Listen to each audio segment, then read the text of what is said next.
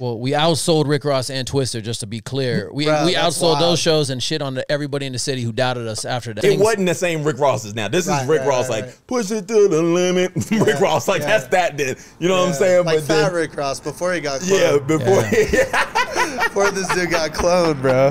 Oh, man, he just came back all ripped for no reason. I was like, what, bro? He's ripped? I didn't even see that one. Bro, he was, when he got back from, no, I guess I'm thinking of Gucci Man. Never mind. Oh, yeah. Rick Ross Gucci still Man, fat, okay, bro. yeah. Rick Ross still fat. BruKnows, what you trying to find out? 3, 2, 1, Bruno, no starts now. Hey, welcome to another episode of BruKnows. If you're not subscribed, bruh, come on. You're watching the video, subscribe. If you're not following the boy on the gram, follow the boy on the gram. I'm super pumped about this podcast today. I actually got the big bros in. I had to call the big bros. These guys, man, they started the music scene in Denver. I've known them over a decade at this point. And now they're taking their talents into the tech industry and helping, young artists come up and make money through music. So I got Topflite Empire here. I got Brian and Tef. What's going on, boys? Yes, sir. Brian and Tef. They hit Brian. me. I said Brian. Yeah, so I'm hypnotic, but they call me. I'm now sorry, that I'm Brian. in the tech world, they call me Brian.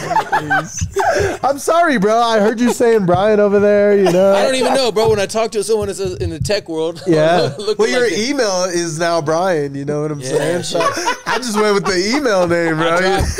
I dropped the hip because I'm growing up. I'm sorry, hip, bro. I'm sorry, bro. How you feel, Sean? I feel great, man. CEO Sean. We got Brian and Sean on the podcast. What's going on, bro? Everyone will be like, who's that? Nah. Well, how has that been? How's the tech world? Do you guys enjoying it or what? It's different? It's the same and different. I guess you can kind of like the business side of it. Yeah. Same, you know what I'm saying? You had the people that are kind of like controlling it. Yeah. The same way like record labels do, and then you have like everyone like it's just kind of like how everyone has a new song, you know what I'm saying? Everybody has a new app. Everybody has something and they all kicking it, but same industry to me. Basically it's almost exactly the same to me. You got venture capital and you got record labels. Yeah. You know what I mean? Same, everything's the same. So when you guys roll in, are you still presenting yourselves the same way, or are you having to like suit up for these meetings? We present ourselves the same way, yeah, because the app encompasses what we did prior and then who we are in general. Yeah, and I always feel if someone's going to whether they invest or become part of this, they need to know the real us in you know what I'm saying? Because if you were gonna get shook up because how I dress or how I act. You know what I'm saying? I wouldn't want to be business. Yeah, I wouldn't want to be in business with that person in general. So I might as well stay who I am and do it how I do it. How did this concept come about? Because I know we chatted about it, during COVID too, and I know you guys were in the lab just making this happen. So, how did that come about? Basically, we got old. Like it was like we got kind of like you can kind of say kind of comfortable without touring and living like that. So when you're sitting at home during COVID and you're not touring, and then you still make money and stuff like that. So you kind of get like complete, like you get to this point where you're just kind of like, yo, could I do it again? Could I actually go out consistently? Could I constantly put out music again? Could I get in that shape again? It's kind of like how you do. You wrestle and stuff like that, and you think about it in your mind like, can I get back into that phase again? Yeah. But then during that transfer of getting back into that phase, it came to a point where we were kind of like, well, could we expand this and basically make it so other artists could live off the formula of what we lived off of. Yeah. Plus we were trying to see if we could just get other artists to do what we did, like headline their own shows, sell out venues. We knew it was possible. Yeah. No, and I even remember, as I mentioned, we've known each other for a while, and you guys were the only ones like putting on concerts and actually headlining them, bringing artists along with you. So I feel like you guys have always had this like mentality of like bringing people with you and like showing them the ropes. Yeah. I mean, even we know each other through Nate as well. I think that's how we met originally, and it's like you put Nate on game and explain to him how certain things worked. And I feel like you guys have always done that. Nathan James, he was an intern. He was like one of our first like interns, and the crazy thing is he took notes. Like he was And when we hit Billboard for the first time, he actually would follow us around and he would do work with us. Like I knew he was going to be successful in something. Yeah. I did not think the Marilyn Manson lane that he was in, yeah, which is dope, but it's like I didn't think that was the lane he was going, but I knew he was going to make something work. Yeah. And what's crazy about that too is, you know, when he started like dabbling into music, I was actually living with him in LA. So I lived there for like 2 months with him. I just, you know, I was a financial advisor at the time and I was like, whoa, like maybe I could be the advisor for all these people who nobody really approaches, you know? And, he started making music at the time and it was like very like rap, like, and dude, he would wake up at like 6 a.m. like I'm going on a walk to write this music or something. And he would go on a walk and like, you know, he's always been like meticulous. I'm sure he was taking notes, you know, he like really sees this vision and is not, doesn't shy away from the work. And that's something you don't see in a lot of people. You know, everybody wants to be a big rapper. Nobody wants to do what big rappers do. No one wants to do the work. The crazy thing is we took him, I think, to LA his first time. Yeah. And then that probably screwed his life up. And then I don't want to tell those stories, but yeah, we took him to LA for the first time, and then we went on this little like round tour with us, kind of thing, like Arizona, LA. But then the first rap he ever spit was in my basement. Yeah, we kind of forced him into rap. He's like, I just kind of want to try it. We're like, just do it. I just hyped him up. Yeah. He did it. I'm guaranteeing that's his first rap. I probably got it somewhere. I'm gonna pull it out one of these days. If he makes it, I'll go find it. Absolutely, dude. That's wild. And back in the day too, I mean, you guys were not only just doing like concerts, but I remember like, you know, we were doing like pool parties and all this stuff. Dude, you guys were involved in all those things. And as you've gotten older, right, do you still see a lane for that? Like you were mentioning, right, like still going out there and doing the shows. I mean, what about that got like exhausting? Is that something that you guys are?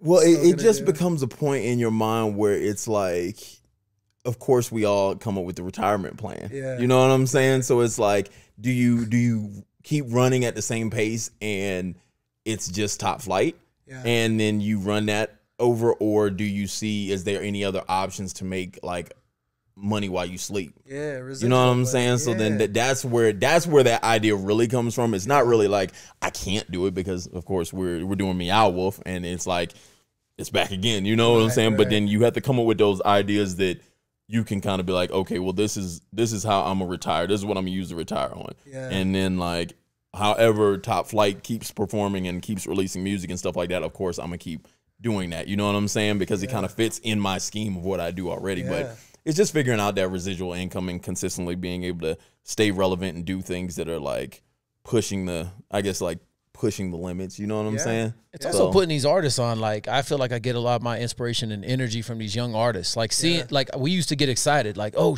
we're going to go talk to Atlantic Records today, or we're going to headline Summer Jam or whatever cool thing we're doing. Like, I don't get those excitement anymore. Like, we're doing Meow Wolf tomorrow. It's cool, but like, I'm more excited to put these artists on. So I think seeing how excited these young artists get, it keeps me going a little bit too. You know what I mean? Yeah, no, absolutely. And I think it's funny, the transition, because it kind of aligns with like mine as well, right? So I was a financial advisor. Obviously, like I thought about it the same way. Like, what is the toughest part of this job, right? And for artists, it's probably like booking venues, booking shows, becoming, even like, how do I have those conversations? Who do I talk to, right? Yeah. And so I think you guys are giving an opportunity for people who like maybe don't have that background, right? And most people have to like sell their life to a label to make that happen. And now it's kind of like, at the touch of a button, you can kind of get that experience. Well, most artists don't even have the ability to, like they say, sell your soul or get a label deal. Like, so they have no access. There's like 30 million artists in the world, and less than 1% make $40,000 a year off music. And most of the artists on labels you never hear about, because they get somewhere, they get signed, and then they get shelved. You got to do the work. Like, you have to outwork everyone. If you outwork everyone, you be good. Yeah. Yeah, and the concept behind the residual, same thing, right? As I was mentioning, it was like the toughest part is prospecting, right? Finding prospects. Well, I figured out a way to do it. How can I automate that system? Okay, now it's automated. Wow, I could charge for this like residually, and people will continue to pay for it because it works. And so, you know, even October, I took a trip to Brazil. I was gone for like 2 weeks. and it's just like getting the little Stripe notification, like boom, money hit, boom, money hit. Got a few while he was sitting here. It's just like nice, right? Just to have that, like, hey, I don't gotta like go out there and hunt for my food anymore. Although there is like some kind of energy there. Yeah, right? yeah. It's just a different lane. Now it's like, how do we work smarter, right? Yeah. You don't ever want to get too comfortable. Yeah. You know what I mean? You got to stay on the edge somehow and figure out, like, you're not hunting the same way. It's a different hunt now. Yeah. You know? Yeah. And it sounds like it's booming already, right? It sounds like you guys have a lot of artists on there. Well, yeah, the artists flood in. It's just such a need for it. You know what I mean? Yeah. But we're doing like, what, 1 to 4 shows a week right now. It's starting to, it's expanding further than that. Our goal is to build tour routes so independent artists can tour without like agents and managers. Okay. Be able to live off music, go up the ladder. Yeah. And I mean, meanwhile, right, like, do you guys see a potential for example, right, like setting up the show, but it's like Topflite Promotions, right? Is it you guys also doing the deals on the back end for the shows, or is We're it doing just everything. Yeah, we do everything. Oh, bro, that's, So we that's so control smart. all of it. Yeah, we that's control so all of it. smart, bro. That's so smart. Yeah, we Topflite's just another artist on the app. Right, You know what I mean? right, yeah. Concert just controls everything. Okay. We helping out everyone from Live Nation AEG to every independent venue. Yeah. So, Dude, and Meow Wolf, what's that going to look like? Is it just you guys? No, that's we've actually performing? helped other artists. That's one of the things is like the artists who've done good all year, all this past year and stuff like that. We're putting them on these shows with us, so they get that opportunity to build that resume. Because like, how many people have really done me out with? You know what I'm saying? Like, and well, stuff like that. I didn't even know it's like Yeah, a exactly. venue, bro. Yeah. They built a venue inside of it. Wow. I've And never so- been. I've just seen the stuff on they're Instagram. fine. It looks crazy, but I Bro, never. it looks yeah. crazy, yeah. Yeah, so I was like, I'm willing to do stuff like that. Like we did our 15-year, like kind of like our 15-year. I don't like to say like it's like for 15 years we're in music. 15 years we're in music, and we did a 15-year show. And our 15-year show we did at Wild Goose, which was a place that hadn't really done much rap. Yeah. And it was mostly like rock and country. Yeah. But they put like, I think it's like a $2 million like stage inside of it. Yeah. And I was like, well, I'm willing to, I want to do that. You know what I'm saying? Because I want to see what that's about, you know? Yeah. So then we came out and did that one. And then now once they reached out to him for Meow Wolf, it was like, well, this is for sure. We got to do like the Topflite because that's the leverage on it. You know what I'm saying? Right. Like, and then put some new artists on there so they can start adding it to their resume so they can build into it too. So they're going to be on it too. So for these artists, and are they mainly like, you know, some of the artists that I would know, like local artists that are on the come up, or are you guys grabbing them from, you know, wherever? The crazy thing is a lot of these artists, some people wouldn't know, but they do numbers. That's the, Right. that's They the do crazy more thing. numbers than the artists you. Think Yeah. do like so Okay. there's like so here's the weird thing about Colorado. Like Colorado is in this weird space. Well, I guess you can say almost any of the music industry. Yeah. There's like people that have this like buzz that is like everyone supposedly says they're winning, and then there's the people that actually put, I can cuss on this, right? Yeah, Okay. bro, Then do your there's thing. This is your actually the people that put asses in seats. Yeah. Which is two different separate people. Yeah. You know what I'm saying? And it's like that's the difference of this is like I meet these artists all the time, and some of these dudes will put 400 people in a building. Right. And it's like, this is like the size of a national if you're putting 400 people in a building when you think of this. And then it's like, on the other end, I'll hear these other names of dudes that everybody says, man, he's the man.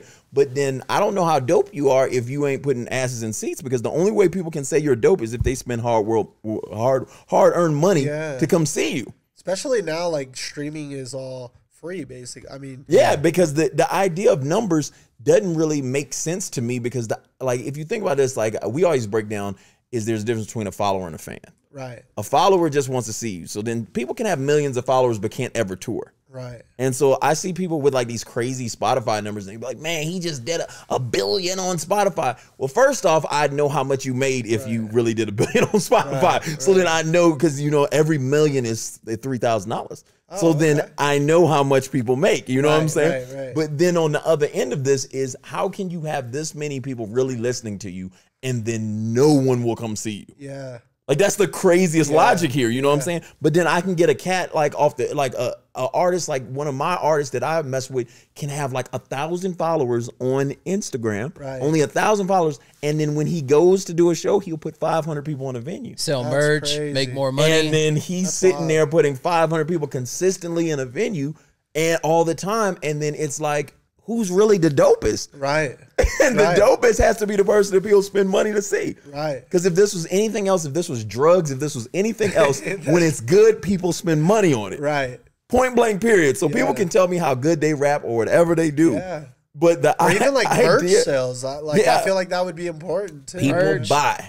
And that's the one thing that's the only way I see people as dope, period. Yeah. Is that they can say whatever they want to say, but no label or label, whatever. Because here goes the crazy thing. With labels right now, a lot of people are seeing where these national acts can't fill venues because they really ain't that dope. Yeah. They got all this backing, $1 million of backing, but then can't do shows. That's because people won't spend the money. But what we've prided ourselves on our whole career was that we're going to go into venues and we're going to get asses in the seats. We're going to outshine the national. We're going to outshine the national. I'll do it, and that's what it is. So then that's what I knew was dope. It's like people will constantly come pay to see me every 3 months, because I'm going to give them what they need. You know what I'm saying? And that's what these young artists that we're working with do. So you might not know any of the names, but these dudes is doing 100, 200, 300 a night. Yeah. You see what I'm saying? Like they putting people in buildings. Like the kid JG the other night did like 300 and something. And it's like in the Roxy, that looks crazy. Yeah. You know what I'm saying? So then he's doing like 3 something and plus a list. So he probably might even hit like 4 with the list or whatever like that. Yeah. But then it's like inside of that, he's like, nah, people don't know JG like that. Right. You know what I'm saying? But then if you compared him to the dudes that people call out, 400, I don't know any of them that do it. Right, you know what I'm saying? Well, that's why sometimes they're not like doing shit. Yeah, because they know. They don't want to get exposed. Yeah, they know the truth. Well, especially if since like music has been kind of like monopolized by certain companies, right? I mean, you got like it's Apple or Spotify, right? That's where these numbers are coming from.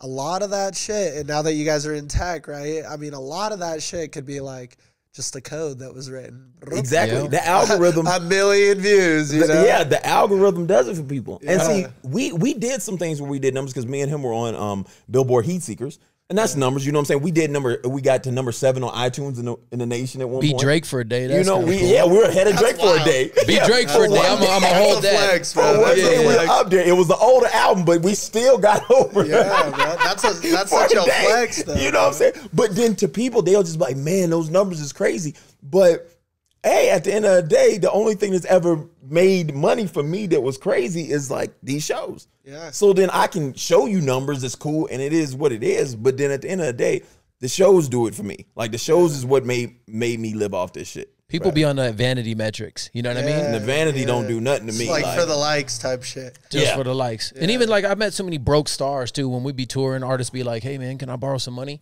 I've had some big artists say that. You got like a $300,000 chain on, ask for money. Hey, $20? You think I could get?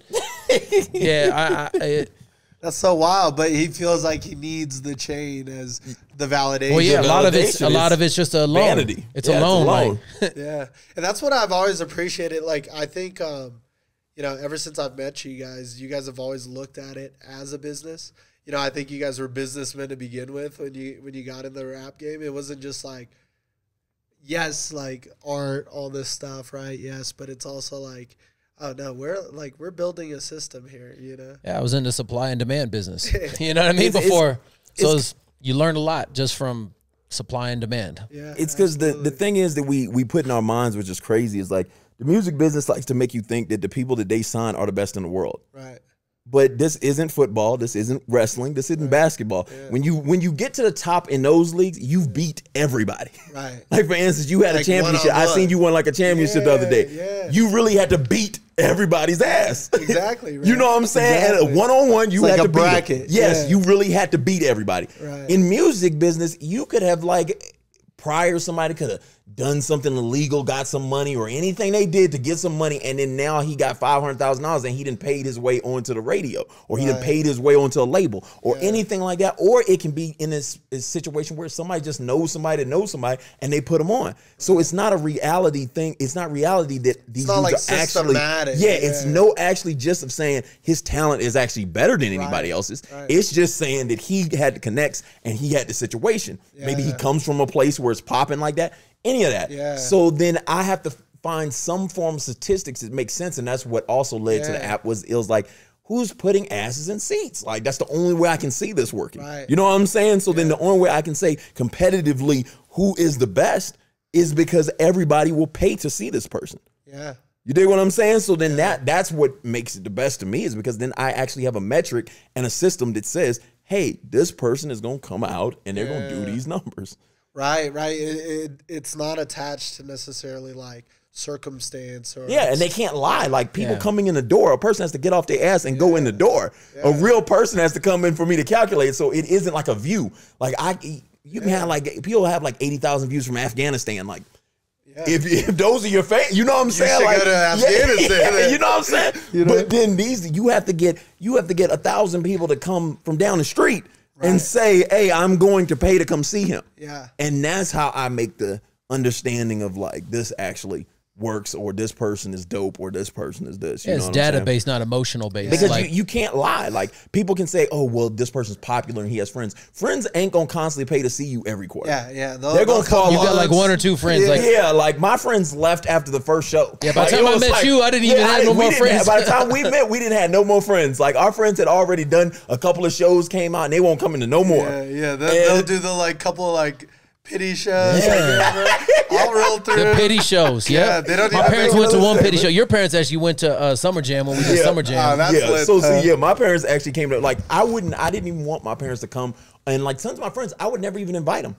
Because I knew it was kind of like, I don't need the fans to just come. I don't need your ticket. Like I don't need you to pay for a ticket. Over here, I don't need you to pay for a ticket. You know what I'm saying? So then you can stay home to me.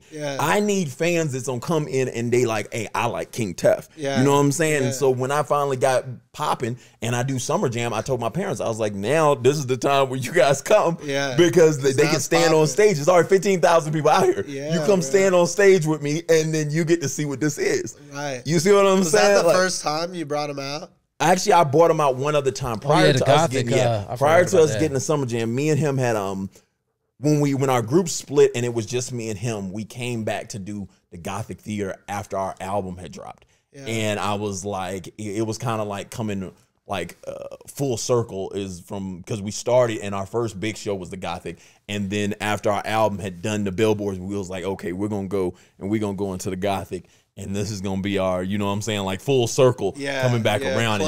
Closing the circle, And then by that time, I could kind of control, because my parents, like, you know, you don't want your parents out in the crowd, you know, like people bumping into them and shit. Some of those shows get wild. You know, so I was like, and my dad was a Vietnam, he was a sniper in Vietnam, so he ain't with it. So you bump into him, it ain't, you know what I'm saying? It's not cool. It's turning on arrival. So, you know what I'm saying? So then I was like, now that I had that control, I could kind of be like, put a special space in the rafters for them to they can sit, nobody can touch them, you know, and all that stuff. So by that time I did that. I had them come to that. But then when we got to 15,000 people, I was like, yo, this time I gotta bring them out so they can see this, so they can see what this looks like. Bro, so how long have you guys like been in the rap game? 15 years. Well, been in the rap game. Like, I've been 2 years prior to that, and he was like probably 20 years, bro. Yeah, probably been rapping 5 years, I've been rapping for 20 years, but like I didn't get fired from my day job till 15 years ago.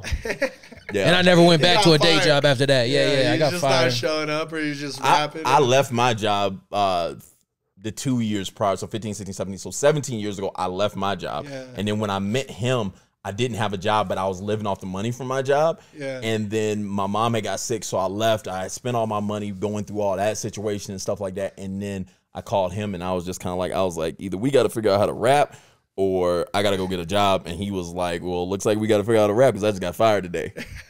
And that never was went back. And we never went back. What were you guys doing before that?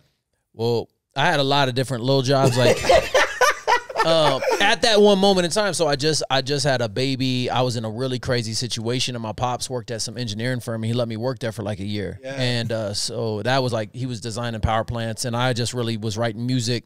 I didn't know anything about CAD or nothing, but it was like he kind of threw me a bone, kind of helped me out. Yeah. But then after a while, they figured out I didn't know nothing, and then they were like, "We gotta let you go." Yeah, yeah. They're like, "This guy doesn't know.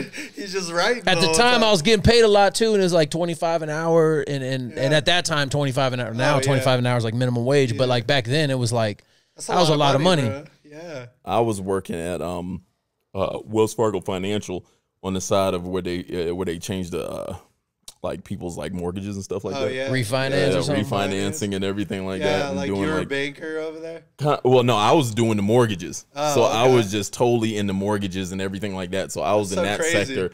And I was just doing that. And then I was like, I remember one of our mentors, which we do a lot of things with currently he does stuff with mental health and in the community. His name is Halim, but back then he was Don Blas. He was a rapper. And shit. he had told me one day, he was like, "Yo, if you spent the same time you do at that job rapping, I guarantee you'd be successful." And that's what he told me. And I remember I was sitting there and I was like, man, I need to do this. And then my homie Marcus, his mom had passed away, and his mom would always be like, "Yo, you need to take that rap serious and see where it takes you," and everything like that. So the week she passed away, I quit my job. And I was like, I'm just gonna try this. Yeah, like almost like a sign a little bit. Yeah, because I was like, if I don't want to get old and then be like, damn, did I? Yeah, bro. Yeah. I think what solidified us though is we was trying to get on when we first connected. We were like, we got to get on shows. We were like, we'll team up our sets. We were trying to get on a Rick Ross show and a Twister show. Yeah, and was at the Gothic. At the Gothic Theater, and then they were like, nah, you can't Everybody do it. was like, nope. They let everybody else on that they thought was popping and didn't let us on. Right. So and we were like, we'll even sell tickets. Like we'll sell tickets. We'll do anything we got to do to get on the show. We'll go door to door. And then they didn't let us on. So then he ended up meeting a guy that could get us the building. Right. And then but we had to say it was a rock act that was going to headline because there were no hip hop acts that had headlined like that. Yeah. So then we had to say that it was a rock local. act. There's no local acts that ever hit. And so we had a so rock y'all were act. coming in as like rock stars, supposedly like a rock Well, band. no, we actually booked a rock band on it, but then had them go first instead of last. So we kind of lied, let them go first, and then we went as the headline. Did you guys roll up to the meeting like dressed a little more rocky? Well, we never had to go to the meeting because the dude went to the meeting for us. Oh, okay. He was a rock booker. He was a rock booker. So then he booked it knowing he kind of like just took a jump with us because he knew we were going to do numbers. Yeah. He knew we were saying like we can do numbers. You know what I'm saying? And so, but then we had to say it was the rock band that was going to headline, so we get it at first, and then we came. So what was that hustle? I mean, well, we outsold Rick Ross and Twister. Just to be clear, we outsold those shows and shit on everybody in the city who doubted us after that. That's why we still talk about it to this day. I mean, it's all love now, like, but it's one of those things. It wasn't the same Rick Ross as now. This is Rick Ross, like, push it to the limit. Rick Ross, like, that's that then. You know what I'm saying? Like but fat then, Rick Ross before he got cloned. Yeah, before. Before this dude got cloned, bro.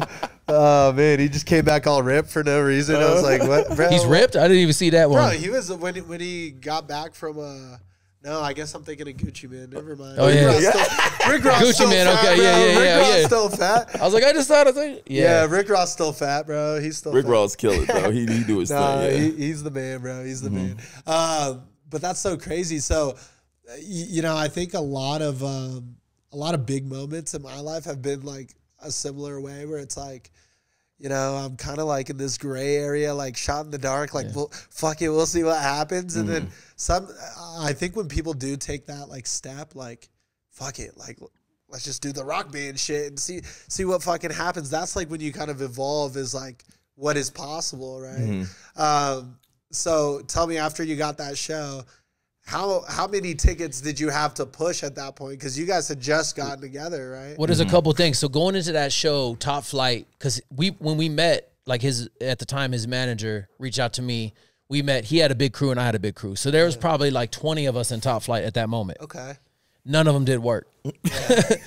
So after that, there was only me and him, and then maybe Marcus. So they all fell off. They all fell off over time, like maybe within probably that year. Everyone just because me and him would outwork everyone. This is like 2002. Yeah, 2004. I think we brought. This is like 2008. Yeah, I think we brought like 900 to 1,000. Like it was sold out. It was labeled sold out, but it was people come and go. So it was thick. We videotaped everything just so that was before like social media. So way before social. It was MySpace. Yeah, this is like MySpace days. Oh, okay. MySpace was a cool platform. But you didn't didn't really push tickets on there. Like no one was doing that. Yeah. We had to hit the streets. We hit the streets and did like flyers on every car. Wow. Like that's when talking to people, like put flyers on people's cars. Hands, yeah. Rapping on the corner, you know what I mean? Like it was like he would actually rap. I'll go to the show, but you got to rap for me, and then people would just real shit. Like he actually would really do it. He'd go down 16th Street and really rap. Really, bro. And people just, I think people have gotten soft lately, right? Like, yeah. Can you imagine that, bro? I can't name like almost any artist that would go and do that. Yeah, you know? I can't. Yeah, a lot of these artists, they don't brand their song. It's like this, like. It was do or die for us because at the time it was like I'm either going to make this money and feed my family or probably end up in jail or in a bad path, right? Like so it was kind of like do or die with the music. It's always been like we have to make this work no matter what, and there's no other options. Yeah, rap or die. Sitting here almost 2 decades later, bro, still living it. Yeah. Something I want to ask you guys about because I know also with the capital that's coming in, it's very diversified. I've always known that about you guys, right? It's not just this or this. And one of the cool things that I've been seeing is just your songs on like random shows and shit. It's like you'll just be, bro. There would just be like a Topflite song on like a Netflix show. Like the fuck, bro. So it's crazy. It's crazy. Yeah. And I think that's something. I heard like maybe it's like A Boogie or something, but most of his numbers come from like being in a video game song or being in Netflix. And how did you guys master that? Because I feel like there's nobody doing that either. Just throw a ton of shit at the wall. Yeah, we were just throwing shit at the wall. When we headed to LA for a moment and we were going to try to be like famous dudes. You know what I'm saying? Like we were going to try to go the fame route for a while and it wasn't like what we wanted in life. Right. We were kind of like. It's like empty. Yeah, it was like we would argue with our management, everything like that, because we didn't see things alike at all. Yeah. And so it got to this point where we had these kind of situations that were kind of like sinking deals. Yeah. And this is where they just give you money directly and then they put it on shows. And they were like, well, what's good with y'all's like catalog? Because y'all clearly have tons of music. So we just started just throwing stuff. Like, just land it and stuff like that. And then it got to a point, it actually got to a crazy point where there's actually another group, which I can't say the name of it, but we have another group that makes pop songs. Yeah. It's me and him. We branded ourselves different because we didn't want to do this. It's not Topflite. It didn't fit with the Topflite brand. So we made a fake group and actually started landing even more. Right. Because it'd be like pop songs. It's all popping, but that's not who we are. You know what I'm saying? But then inside that, it just became like one of those things. Like we landed on Netflix and landed on all these shows, and it was just BET, like MTV, Kardashians, MTV, all these different all things. And it was just like, like there's another form of like money, revenue stream inside this world. It's that, you know what I'm saying? So we started writing more and doing it, and then we love music. Like we always make music. Yeah. I mean, not as much as we used to. Like it used to be, we've only done one album, but we probably made 1,000 songs or more. Mm-hmm. That's crazy. But it's music now is like tonight we got a publishing night where we're gonna invited. It's like a secret studio. We got like 5 or 8 different artists coming through. We're just gonna make a bunch of stuff. We're publishing whatever doesn't land. We're gonna, music we're video. Release that, make music videos, and then help them get promoted, and so they can start building too. Okay. So it's a double-sided situation. Yeah, and I mean, I think a big part of it too. I'm learning, right? Just as you create these songs, like they don't need to go in a vault anymore, right? Because I think before it was like, let's just put out our best shit, but now it's like you don't know what your best shit is. Subjective, sometimes. Sometimes you don't know what it is. For everything. Yeah, it's like. Well, I can't say that because the songs I picked off the album pretty much were the ones that got played. But either way, someone like the industry seen our album and they had specific songs that they liked. Yeah. And they were like, because they had people that they wanted to produce them, everything like that. Yeah. But the songs that have made me the most money have all been the ones that I made in his basement. And we just got together and was like, and we had Chef on the track or whatever like that, Chef or Johnny, whatever. And we was just like, yo, this is it. You know what I'm the saying? shit we did just to do, like it was no pressure. It wasn't like we're making it. We never made it something for, and we're making this for this. We're gonna make this hit song. We just get in there and rap about what we feeling or whatever. Yeah. What is y'all's writing process, and is it different? Like, is yours different than yours? I don't think we've ever actually like, maybe like only when we were in LA. I think that's the only time me and you really like wrote together. Yeah, we usually just send each other. I mean, we would be in the studio a lot more for a while, like back in the Napalm days. There's a couple of days we meet up in the studio. But usually it's like I got him a studio at his house. Yeah. So I taught him like, yo, just record here. We just go back and forth. Yeah, this is what you do. Yeah, that's what he just showed me exactly how to do it, and he was like, yo, just send the vocals to me. Okay. And then we end up getting a engineer that we send both our vocals to. But then like back then he'd be like, yo, you were doing all the like mixing and stuff, putting it together. Mm-hmm. Yeah, we got AJ Johnson now. He's dope. But I like to, the way I do it now is I just put on a beat and I just rap, and then I just, okay, I like this. I'm gonna cut this. Okay, I like this, and then I'll write it down afterwards because it's more. I don't have any pressure. I'm just chilling. Yeah. But I think what you write. Yeah, I write. I write. Just taking the shit, like writing all this shit on everyone. I just put it in my phone when I'm in the bathroom a lot of times, and then I just go record it and I just send it to this nigga, and then I send it to AJ, and I'm just like, yo, you might as well just get a mic. That's what I thought. I actually have moved my mic. Yeah, I moved my mic at one point, and it was sitting in my bathroom. At one point, because then I could just like, because I was trying to think of something and I was trying to hear it like echo a little bit so I could hear it back kind of like to myself, and then I'd be like, yo, let me see what this sounds like. But yeah, we've never been that group that's kind of like, hey man, we got to get in the studio and we just got to record together. We've always just been like, yo, we're efficient. He thought something, I thought something, and then I'll just send him the song, and then he knocks out his piece, I knock out my piece. Yeah, that's so interesting. I think I never knew that people like wrote in differently, or like did it in a different way. And even when I was telling you that like Nate story, I'm just like, bro, what a weird thing to do. Like, like go for a run, but I'm like, well, if that shit works, and then as I have other artists, they're like, well, I do it like this and I do it like that. Do you write it in your phone? Like, yeah. Like, I used to do paper. Yeah, I do pieces. I might be driving and like I might catch a piece. Yeah. I'll be watching this TV show and I hear a line and I'll go write the whole fucking like. And somebody says it does something weird, and then you're just kind of like, oh, that's a dope song. Like somebody can say something. Like I remember, like it's kind of like Party Like Mia. Remember the idea of it was that we were with the girl Maya. Yeah. And like I'm like we're all sitting there talking about like doing this like business situation, and then like her name is Maya, and then she was talking about her partying. Yeah. And I had said I was like, oh, I'm trying to party like Maya, and then I was like, remembering when I was in Miami, and I was like, okay, well, Miami is MIA, so that's Mia. And then I was like, well, if Mia was a girl, like partying in Miami was a girl, and that was like the idea, then I'd party like Mia. Yeah, you know what I'm saying? And then I party like Mia, and I was like, and it was like we party harder than fucking. Yeah, and we were partying at that time. We were partying recklessly, so I was like, party like Mia, and I was like, okay, that's the song. Yeah. Let's go to work. You know what I'm saying? But then I just wrote it down, and I was just like in the studio next day, like, bro, that's so crazy. Well, now I'm just gonna sit over here and try to inspire music, bro. Let me figure out what I should say here. Now you put so much pressure on what I'm about to say, bro.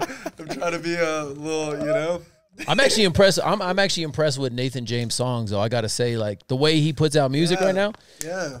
I don't want to give him too much talking on this podcast, but I was surprised with what he did with his songs. Yeah, I think the visuals are crazy. Those are always going to go dumb regardless of the lyrics, Well, his visual, because his visual aesthetic that's in his mind is relentless. Yeah. So you already know how he projects it is going to be like crazy. He executes the visual every time. His visual is like insane. Like even when he was like with us, like just knowing like the things he would say and do, it's just like there's a few people you see and you're like, something's going to happen with them because of the way they think or the way they act. It's like people that come up with excuses or they don't, like he's aggressive and obsessive. You know what I mean? And whenever you have that obsession, like that's how we are. We're obsessed with things. It's like, I'm going to do this. It doesn't matter how. Yeah, dude, like lock yourself in a room till it gets done, And that's one thing, not only with him, but like you can always tell that because that doesn't go away, I mean, even the new ventures you guys are doing, like, it's because you guys are obsessed with this. Well, look at this, You know? like this podcast, like you putting this together. Like, how many people could have came in here and done the same thing? You know what I mean? Well, I did a lot of bad podcasts for sure. We've all done a lot of bad everything. You kept going. That's the main piece. You just kept till you figure it out. Like, well, and everything's a process, right? So, like, even just starting anything new, it's just I have to take myself and like. And it's hard coming from wins and trying new verticals. So, for example, like coming out of wrestling, I was like All-American, top of the game. Yeah. Then it's like, okay, now I'm a financial advisor, bottom of the mountain. Then you climb up that shit, and then you're like, okay, now we're doing this, bottom of the mountain. And even coming back into wrestling, it's just like, so same thing. I'm like, well, you know, what I've noticed is I could get good at anything. If I give it, 5-10 years and I just grind it out, I'll figure out all the little pieces, But most people just don't want to do it. Nah, everyone's lazy, man. That's where everyone has the advantage. If you work, you have the advantage over everybody. Yeah, bro. And then I think the next step becomes like, okay, how can we still work but hack the work, right? Like that way we're not doing as much, or we could do that same amount in smaller time, right? Even with this podcast, bro, like just to give you guys a couple little stories. So, bought 2 cameras, didn't know the settings, didn't know that they would shut off in 15 minutes. So, the first podcast I recorded, bro, was like an hour, 10 minutes. Oh, it was 15 minutes? All I had was 15 minutes. I had that light over there bright as fuck in my room. And I built like a little studio at my house. It was in a different room. Now we got like a bigger studio in there. But, bro, the room was just fucking orange, and you couldn't edit the orange out because it was so fucking orange. Another one that was embarrassing, we just redid that podcast. My homie on the World Wrestling team came through, and, bro, the camera dies. I hear it die. So I'm like, fuck, what do I do? So I just switched to my phone, and then it's just like 2 different. So I didn't even release those. So just a ton of fuck ups, dude. That's good. That's how you learn. You only learn from the fuck ups. Yeah, bro. What's up with the Topflite show, bro? We need to bring that back a little more. I was loving that shit. I know we started this thing called Live from the Grow, where we were going to this dispensary. We started interviewing artists. Yeah. The thing is we're getting so busy that to do it at the scale, we were doing 15 episodes a week when we did TOP TV. That's so crazy. And we was releasing at least half of them. You know what I mean? And it was like, we'd only do it in 6 hours, right? 6 hours. 6 hours. Yeah. Dude, and the setup was like a late night show. Yeah. I was like, because I still have the video of like when I went out there, that show, right? And I'm like, yo, bro, I feel like I'm on Jimmy Fallon or something. You know what I'm saying? That's like this right here. It gives you the vibe. If you set it up right, we'll bring it back. Right now, we're trying to figure out, when you're building a business, right? You're in a startup. And it's a lot of work. It's always work. Like, we're dealing with 100 artists a week, maybe. You know what I mean? And a lot of we're doing like classes, we're doing workshops, we're teaching artists. We gotta make them better so we can be better. You know what I mean? So it's like, it's a grind. Yeah. Like, I'll wake up now. I wake up early now, go to bed late, and it's grind all the time. Yeah. It's kind of how it used to be, but I think in the middle of our grind in the past, we was still doing some fuck shit. Like, waking up at 11 and shit. Nah, he wakes up late, but he would stay up. Like, so the thing is I would work all day into the night, and he would work all night into the day. So like, we would be working 24 hours a day. Yeah. But he would sleep in, and I would wake up early. Yeah. So we would hit 24 hours of the day every day doing something. Wild. I feel like you guys are like the same but opposite in a lot of ways. We're opposite completely, but the same, like same energy, same vision, but like opposite sides of the. We don't step over each other for shit because we see the bigger picture, and it's like the things that other people like, drugs, women, ego, that would kill most people. Yeah, me and him are like, we don't always get along, but it's like we hold each other accountable. Yeah. There's no yes men. It's like, I'm not like, good job every day, every time he does something. No, it's like, all right, how do we do this better? Yeah. He's like on my ass, like, how do you do that better? Like, do this. And it's like, we hold each other accountable because we're trying to be the greatest, you know? Right. At what so with y'all's relationship too, because, I obviously have a business partner, and most of the time our calls are like 15 seconds. It's just like, yo, I need you to do this. Did you get this done? All right, peace. Because we're just moving so quickly. But, nowadays with Zoom and all that stuff, how often are you guys actually like together getting shit done? Or is it something that you guys have like been able to delegate? Like, you do this, I do this. Yeah. It's been a lot of delegation. We probably still talk for like an hour a day. Yeah. A lot of it's just talking shit too. Yeah, we're actually friends now. Like, you know what I'm saying? Like, it grew into being friends. And you know what I'm saying? Because we're our only friend. Like, it was like it's nobody else around. So when we became cool, it's like we became our only other friend. You know what I'm saying? And so it becomes talking shit. And then, so it's probably like 20 seconds of work of like the conversation being like, yo, we need to get this done, this done, this done, this done, this done. You know what I'm saying? Yeah. And then, but then a lot of it is very like, he does what he does and I do what I do, which is two different things inside our business. So then it's just kind of like, we catch up when we catch up, and then we see each other, of course, we've probably seen each other almost every weekend for like the longest. And then for when we left to Austin, we were seeing each other like every day. We lived together the entire time. We were for like 3.5 months. We lived together. So it's like off and on. It's like, and then when you tour, of course, you're with each other every fucking day. So for years, it was like being around each other every day, especially with like the shows and shit, especially when we're going to the mountains. But then once it came to like, doing this business, it's been more like where I see him sometimes and then I don't, you know what I'm saying? Yeah. But we have notes, we have things we share where it's like daily tasks and we're on it. Dude, that's awesome. So I have an idea I want to throw at you guys. You let me know. I've been playing around with it. You gonna feature us on that song? Bro, absolutely. Bruno knows. I was working on my verse in the back of my mind just in case you got me for it, but I don't know. Bro, no, absolutely. Absolutely. It's actually along those lines, right? So I figured out that like actually last time, right, like a producer, right, like doesn't necessarily need to know anything really other than like putting the piece together, right? Some producers like do mixing, they're engineers, others aren't. So I kind of have this idea, like I want to put out a project, but I'm not musically gifted at all. I was a better rapper in my college days, just, you know, smoking pot with my friends and freestyling. I do have bars though. I don't know how to write, but I could, I think. So I want to put out a project just for fun. I don't give a fuck. Bruno's Bars? Yeah, Bruno Bars, bro. That's my rap name. That's my rap name, Bruno Bars. And I think from everybody that I've had on here, like I could get some dope features too, to where even if I suck, this shit's still pretty cool. You got it, bro. Why would you say you suck though? Like, well, I don't know. I've never done it, right? So, and everything you do in the beginning sucks. No, I'll tell you like this. We probably have 500 artists that we put on their first show. Yeah. Their first song or guided them through the shit. Like it ain't the ones who don't know.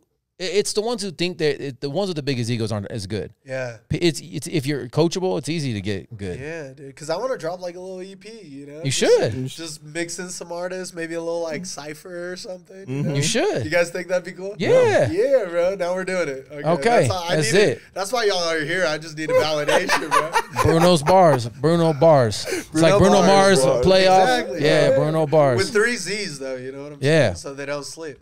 I want to point on that though, you know? Yeah, of course, bro. No, but I've just been having that idea. So as it like comes, I have this like list of like little side quests I want to accomplish that might eventually, you know, become bigger quests. Like you mentioned, you know, the tournament I wrestled. So that was like my dream was to be a national champion wrestler, and I took 5th in college. So I was an All-American, but took 5th.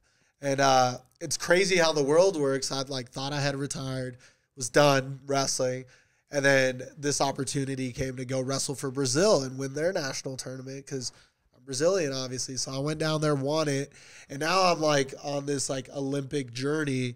So I'll be going back in March, and once I win that tournament, I'm on the Olympic team, and then I'm gonna try to go to the Olympics and maybe get a medal. Like put me in that bracket. It's a different story, you know. So I got all these like little things I want to do, and an album is on there, bro. I don't know why, but it's definitely he had a hit song in Brazil. It was like super famous in Brazil for a moment. Never went down there because that's trouble, bro. Y'all be getting in trouble down there, bro. Yeah, that's awesome. Was it in Portuguese or was it just like... No, it was an American, and it was a song with an artist that was like from out here. His name was Ali Pierre, and he like had this like, it was this dude named Mr. Jam. I think his name was Mr. Jam. And he's in Brazil, and he's like this DJ that's well known. And it's some like parties that they call, like, I guess they call them the Golden People, but it's in Brazilian. And it's like these parties they throw, and like these songs end up popping. And I was on a reality show and everything. Like the song was the intro to the reality show and all this stuff. Yeah. And so it was like the craziest ever. But then I was just like, I just would do the song and stuff like that. But then right when I was right when they were trying to get me to go, like it was like 2 artists that like got shot on stage, and I was kind of like, yo, like shit is dangerous, bro. Yeah, I was like, I don't know if I'm gonna go ahead down. I love my but country, bro, but shit's like it get very lit. unorganized. If it get lit, it get lit. You know what I'm saying? Not safe, bro. In certain, even the tournament I went to, it was just like, bro, this shit is not organized at all, right? Like there's weigh-ins have to be at a certain time. You have like rules you gotta follow. Yeah. Bro, I like weighed in at 7 a.m., which was like 30 minutes early. I didn't wrestle till like 1 o'clock. So I'm like sitting here warming up, and then I'm like, oh, okay, I have another hour. Then I'd warm up again. And so I think they're figuring it out, but shit like that is... have you guys performed in different countries yet? Or No, we've only done United States performing-wise. Y'all should try some shit. Well, that's the thing is like we will end up doing it, and we've... Yeah. It's like this touring is crazy, right? Yeah. Like we've done a lot of tours, we've done a lot of, but we got so specific with it. We only wanted to hit certain markets. Yeah. We kind of designed it around the life we wanted versus, Right. but yeah, eventually we'll be overseas. Yeah, well, what was the life you wanted? Like, have you guys like played like Detroit or something? Well, Like, no, just we wanted to sucks? stay in our life we region wanted, so yeah. we could consistently go and come home. Right. So it's like we'd only go as far as like California and do stuff like San Diego and Sacramento and stuff like that, and then we would do New Mexico, Utah, Arizona, all those places like that, Wyoming, everything like that. But we would be able to just go and Like come back home. triangulate. And then just come back home all the time. Now, are those the same relationships that helped Yeah. you start the app? Yeah. Oh, everything Y'all we did have in to the go, past so- gave us everything to do for the future, right? Like Right.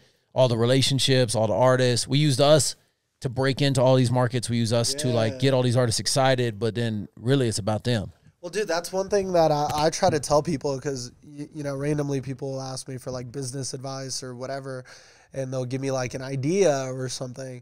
And I always think that the best idea is like not that far from what you're doing. Yeah. You know, like it would make no sense for me to just like, oh, I'm going to go create a yo-yo factory or something. Like, I don't know, I don't know factories. I don't know yo-yos. I don't know right? Like, I just don't understand that. So I think people that work like maybe a shitty job and they want to build a business, it's like, what skills do you have? Like reverse engineer. Well, what can you do? Okay, you could do this. Will they pay for it, right? And kind of like work your way backwards. And I think that's probably the same realization you guys had. It's like, oh, we already know this system. Like we built it. We understand that. And so that's so cool, bro, that you guys could put these artists on. I'm even imagining like just what a blessing that would be, like even with my little album, you know. We get you on the stage, bro. I'm gonna need to perform that at some point, you know what I'm saying? I'm gonna need the content for sure. Another question here, Tef, why haven't you done stand-up comedy, bro? Because you can sit down, bro. When you can sit down, you get lazy, you sit down. Why you go stand up and talk shit? Because it's like meme videos, bro. They always have me just dying. I just love talking shit. Bro. I came from the point of talking shit. We talk shit all day on the road. When we just talk shit all day, and we were like, well, we should record this. And then I started recording them, and they started popping. And I was like, well, shit, like. You recorded one. We went up to the mountains on tour. We went on tour, and it actually went viral. We had this one. I had this one where I just stacked all my talking shit together, and I post it, and then we go up to the mountains, but then we have bad reception. I come back down, and it's like at just 1 million plays. Yeah, it's at 1 million plays. Yeah. And I'm like, yo, this is crazy. Like, but then the weird thing is that, like, some people did get hurt because I only talk about like stars. Yeah. So some of the stars actually did get hurt and stuff like that. But then, you know, I don't care. Yeah, bro. No, but like honestly, the content on there, and even like I think your ability to like write for it, you know, because like you're a naturally funny guy, but like, bro, like you would go in and I'd be like, okay, that's, you know, he's made like 20 jokes, but the video's halfway through, and I'm like, bro, there's no way he has more jokes. And as I like keep going through, I'm like every single time it's like, why does this motherfucker look like this? And I'm like, that's exactly what he looks like, bro. That's literally exactly it. And you just give it like 1,000 different versions. And I like, when I saw that and knowing like the music that you guys put out, it's like the same system. So also when it comes to like hacking, I just think you figured that out as well. So consistency. It's might be a side quest, bro. Might be. Well, he's the best at making the hardest things simple and repeatable. Yeah. That's the one thing I struggle with. Like, he's like, okay, I'm going to do this system. I'm going to make it this, and I'm going to be able to repeat it 100 times. Yeah. And for you, do you get caught in like the creative side, or like where do you so, feel like? Yeah, I mean, with me, it's like, I don't like I know what I do. When I do what I'm supposed to do, it works. Yeah. Sometimes I don't want to sit in front of the camera. I have to be like, he's like, he'll sit in front of his phone, doesn't care what the lighting is. Yeah, I'm just like, a little bit more meticulous, which like it doesn't. It up, paint the wall. Fuck, Yeah. I gotta paint the wall. Fuck. I'm a lot more. The crazy thing that you said that is this nigga did that shit one day. I tell him, I'm like, we're gonna go back into like a EP. We were thinking about we were gonna drop an EP, and he was like, I was like, let's do an EP, and he's like, he hits me up one day. He's like, I need a studio to do the EP, and I'm like, why do you need a fucking studio? Like, you have a studio in your house. He's like, nah, I need a place that I can go. That I feel like, so he ends up getting a fucking studio. Yeah. And then I go to the fucking studio and I'm like sitting there, I'm like, well, let's get this popping. He's like, no, the room has to be red. And I'm like, why the fuck does this room have to be red? Yeah. He's like, I need it to be red. So he has painters come and paint an entire inside of this building, like this huge as fuck, red on all the walls for him to record. And you're just sitting there like, yeah, I'm like, yo, but he'll do some shit like that. And I tap into a different. I'm in a different spiritual zone. Yeah, bro. You know, whatever that is. It's different, bro. Everybody has their own way of doing it. I even see that with my brother. You know, he's like a creator. He's an actor. He like does things at his own time. And I'm always like shooting in the dark. I'm like, this shit might work, it might not. But the more shots I take, the more it'll work. And he's more like, and it works to his way. You know, he has like a different pace. And I think it's cool, like the balance you guys have always had. And I'm excited about this project, you know, and this app, dude, because it just sounds like, you know, it's helping people help you, which is, you know, if you can help the venues and you can help the artists and you can help yourself, I mean, three good things can't go wrong. We just want to disrupt the industry before we retire completely. Yeah, absolutely. And I mean, this is the gap to do it, right? Like, it's either now or in 2 years somebody takes the idea and just like comes in with $1 billion and just builds it out. You know? How important was it for you guys to get like, is there any like patents involved or things that you had to like go through, different channels that you weren't like? There's some secret sauce. Yeah, there's some secret sauce to it. Yeah, I gotta just protect the IP, you know what I'm saying? Bro? Nothing too crazy, because the thing is a person can come along and create the best app version of this, but then they can't do the work. Right. Because the thing is you almost got to ask yourself, if someone could do the work, the industry would have already done it, because then they can control more artists. Right. See what I'm saying? But then even the industry, the way they even know the artists, their numbers don't allow them to tell which artists could actually do numbers as far as fans. Yeah. So then you'd actually have to send someone to do the work that we do, and I don't. Well, and they got a lot of people to pay too, right? So yeah, it'd like, be tons of people to pay. They're trying to like sell out, like, okay, like, yeah, we'll sell out the Pepsi Center, get 20,000 fucking people in there, but now we got 20,000 people to pay, right? Yeah. And so it's kind of like living in this like medium-sized world where it's like that's where most people build their fan base. Well, I think Taylor Swift's manager, and is the same manager as Justin Bieber. He rents out the venues and does the same thing, just at a larger scale. Yeah. No one's gonna miss with the bottom tier people. Like, there's not a business plan for them. We figured it out, but a lot of these people, they don't want to help the bottom. Right. And so, like, okay, well, there's 30 million people at the bottom. There's 1 million people at the top, or less than that at the top. So we'll just help everyone at the bottom. Well, and it makes it tough for people who could have potentially been like some of the biggest artists, but they can't like afford to stay making music. Yeah. I mean, at some point, like if they don't figure it out like you gotta go back to Wells Fargo. Like, you got to. Like, you know, you gotta go back to work. The music could be dope, but it's like you also gotta eat, especially if you got like a kid or something. It's like those other factors play into it. Well, no one looks at something as a business. No one looks at it like, how do I make money off this? Like, it was cool. I met this girl. She was like 18. She's really dope at singing. She went to our class, and she was telling me, she's like, she bought all these posters for her first show, sold every single one of those posters, made like $500. Wow. And it's like, no one thinks like that. No one, this other kid is like young, and he's like, oh, I had to sell 100 tickets for the show. So I went out on the street and I started showing people my song, saying, would you pay $15 for this artist? And they said yes. So he sold them a ticket. People were coming up with creative ideas, and it's like, if you want something bad enough, you can make it happen. A lot of people just want the easiness of like, oh, I want to go to McDonald's or Wells Fargo or engineering, because it's like a process that they don't have to think. They're just told what to do. Yeah, and I think a lot of that comes from privilege to like in a certain way, because most people are like, well, I'm not going to go do that for $500. You know, but $500 just got you the studio space to continue pursuing your dream. People that have less will make more out of their life because they it's a hunger. It's a different, like, it's like the lotus flower, right? It grows in the dirt in the grimiest place, but it like stays the most beautiful flower. And that's what people just get comfortable. Yeah. No, absolutely. Well, I do want to leave the people here with a couple of things, right? So, number one, you're performing at Meow Wolf. Is that tomorrow? Yes. You gonna post this by tomorrow? Fuck. We sold out Meow Wolf. We sold out Meow Wolf. We have an award show coming up on the 24th of February. Are you posting us by that? I mean, I could get this out pretty quick. Probably here's the thing. Go to QONCERTAPP concert app, concert with a Q. We have shows every single weekend. Absolutely. And if it's not us, it's tons of dope artists. Hell yeah. So people can actually go on there, buy the tickets. Yeah. If you're an artist, you could go on there, link up with the venues. If you have an iPhone, you link up with us so you can get on to, because we already have the shows listed, so they can go start saying, I want this slot or whatever like that on this show. Yeah. So we'll throw that on here. Visit their app. They're changing the game. These are my boys. These are big bros, Hypnotic and Tef, right? Sean and Brian, as I know them. No, but thanks for coming, fellas. This was a blessing. We appreciate it, man. All right, boys. We'll catch you on the next one. Peace.